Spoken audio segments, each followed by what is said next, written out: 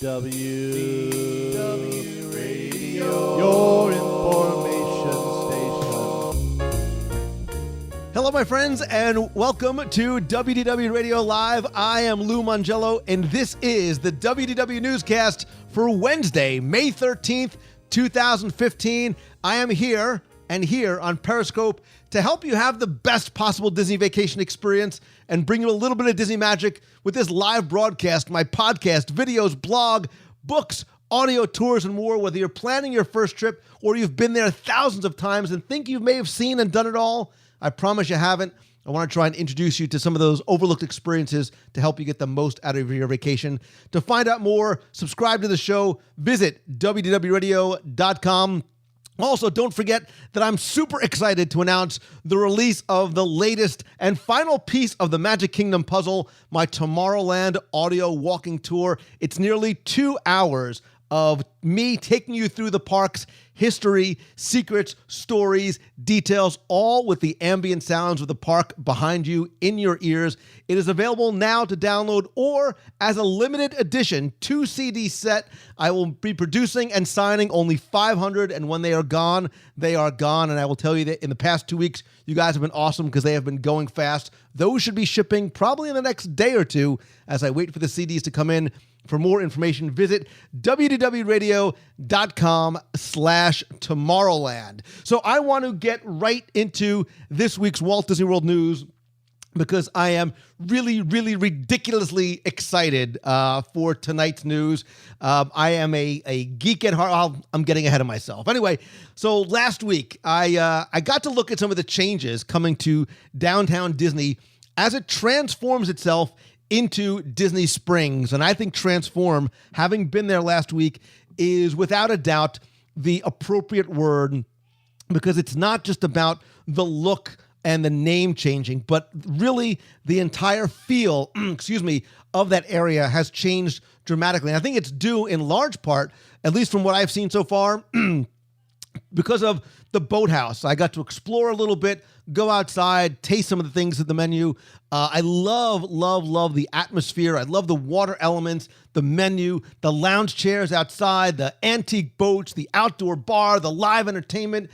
It really helps to sort of bring it all together and give Disney Springs, finally, a small town park-like feel. And as a local or a visitor, it looks to me as it is going to be what I hoped it would be, which is a destination, a place you can go and walk around and window shop and eat and spend a day or spend an evening there. And actually, I posted a video this week over at WDWradio.com on our Facebook channel. And more importantly, go to youtube.com/WDWradio, where I take you through and give you a look at the new Disney Springs and the boathouse. I have an interview with Steve Schussler, who is the creator, And next on my list of what is next that I'm really looking forward to is the STS Steakhouse in Orlando, in Disney Springs, the Pan-Asian cuisine of Morimoto's. And, just when you thought that Trader Sam's over at Disney's Polynesian Village and Bungalows Resorts and Disney Vacation Club property, that's not really the actual name, but Disney's Polynesian Resort, just when you thought Trader Sam's might be the coolest place in Walt Disney World, think again.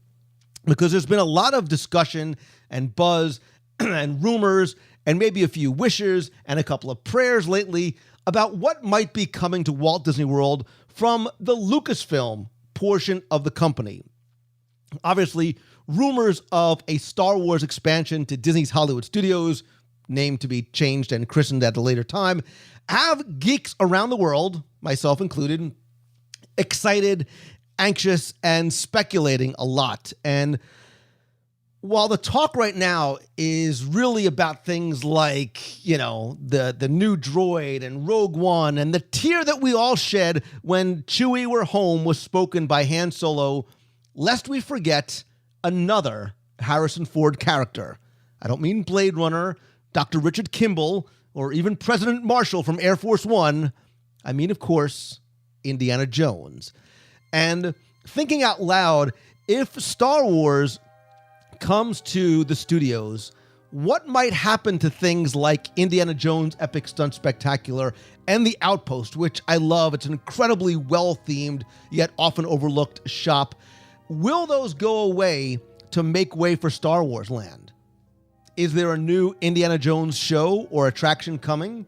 I think a lot of people fear that Indiana Jones might be forgotten if Star Wars has a huge presence, as I expect it will. And I think we're going to get an announcement at D23. It just, the handwriting's on the wall. But I think that if this week's news is any indication, you can start getting excited and allay some of those fears, because the Disney Parks blog revealed this week yet another new addition that we never saw coming to Disney Springs. And if you look closely at my recent video, you can actually see where it's being built and just how close it is to completion, because located between the boathouse and the soon-to-be expanded even more Paradiso 37 will be Jock Lindsey's Hangar bar. Listen, can you hear it? Do you hear the Indiana Jones getting excited? But I'm sure some of you are probably asking, who in the wide, wide world of sports is Jock Lindsey? Well, if you know your Raiders of the Lost Ark trilogy, because the fourth doesn't count, it's like Godfather 3, Jock is the Yankees cap-wearing pilot for Indiana Jones, and of course, don't forget his pet snake, Reggie. So, being a pilot, he has the new Jock Lindsey's Hangar bar, which is going to be, obviously, aviation-themed and feature cool things like unique cocktails like the Jovito Mojito with Barsol Quebranta Pisco, fresh lime juice, and simple syrup. I don't know what it is, but it just sounds good anyway. Small tapa-style portions of food like the Air Pirates Everything Pretzels with house-made mustard and beer cheese fondue, and the Rolling Boulder Meatballs, hence from the original movie. Just 2 out of the many small plates that will be coming to the hangar when it opens later this fall.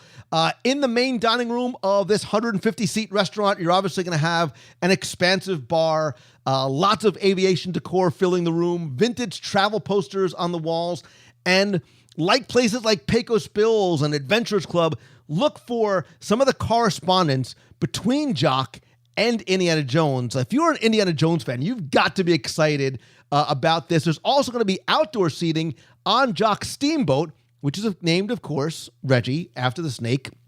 And I think that, this is the next piece of this ushering in of new themed dining coming to Walt Disney World. I think Trader Sam's was really the first of this new trend of eateries with elaborate backstories that they actually explain out for you. It's on the Trader Sam's menu.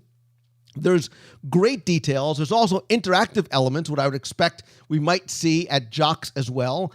And I really like this in Disney Springs, right? I like where they are putting it as opposed to maybe putting it in Disney's Hollywood Studios, because I like the direction that Disney Springs is going. I said for years that I felt that Planet Hollywood, that Downtown Disney and Pleasure Island, it just never knew what it really wanted to be, right? It didn't know, was it a place for adults? Was it a place for kids? Was it for families? Was it a late night college doing jello shots out of Wild Horse Saloon kind of thing? Because for a while, that's what it was. But now it's really about outdoor entertainment. It's got that family feel. It's got a great variety of new shops, including the superhero store, by the way, and dining that isn't just from third-party operating participants. And maybe we're seeing a trend, right? Maybe we're seeing a trend with Jock's towards integrating more characters, more movies, more TV show, more elements of the Disney brand and some of the IP that they own. Look, and I would love to see something like a character meal come back to Downtown Disney / Disney Springs / Disney Village Marketplace, because they used to have a character meal back at the old Empress Lily. I think that would be a great addition to the dining options there. Obviously, again, for families as well. I love what they're doing, utilizing the water, really making it a fixture and an element of the experience down there. And so I want to hear from you, Periscope. I want to hear from you in the box on Ustream. If you're listening on iTunes or in the podcast feed, or if you're watching on YouTube, do you want to see more theme dining like this? Do you want to see more things like a Jock's restaurant, like a Trader Sam's in downtown Disney / Disney Springs? Do you want these restaurants to continue to be welcoming and family friendly, right? Trader Sam's, after 8 o'clock, it's 21 and over. That's a pretty good compromise, right? So you do have places for adults to go. I think the Boathouse definitely has that feel, especially late at night, sitting out by the bar or sitting at some of the tables and chairs. And even better yet, I want you to play Imagineer for the day. I'm going to write you a blank, not literally, figuratively, I'm writing you a blank check.